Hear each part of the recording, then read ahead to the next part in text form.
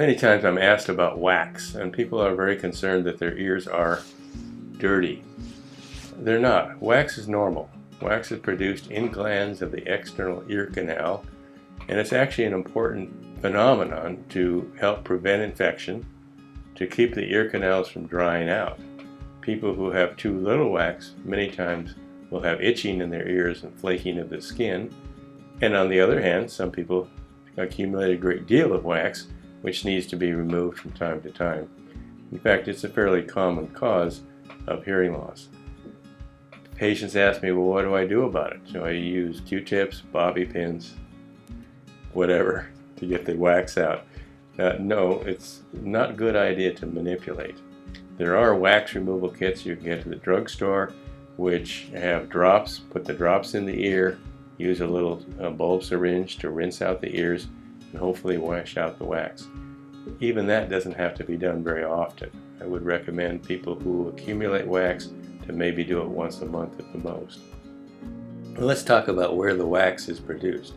The wax is produced in glands of the external ear canal, and it's produced in about the middle of the canal, and the skin of the canal is constantly shedding and it's moving, and so it's migrating out of the ear canal into the outside. So many times all people need to do is take a washcloth or a towel and wipe in this area periodically as the wax is moving out. Now what we don't recommend, of course, is Q-tips or cotton swabs. They tend to push the wax back in, and it's not unusual. We'll have patients come in, they say, my hearing is down, I've been trying to clean my ears with Q-tips and it hasn't helped.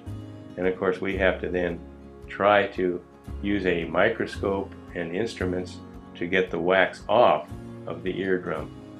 So we do not recommend trying to clean the ear with cotton swabs. If there's any question, of course, you should see your physician or preferably an ear, nose, and throat physician to have the ear canals inspected and cleaned properly. I hope this has been helpful. Thank you for watching this video. To support the House Institute Foundation's research, education, and global health hearing efforts, click the donate link in the description box below. If you like this video, give it a thumbs up and leave a comment letting us know what you thought. Don't forget to check out some of our other videos on hearing health. Subscribe and click the notification bell so you can get notified every time we make a new video.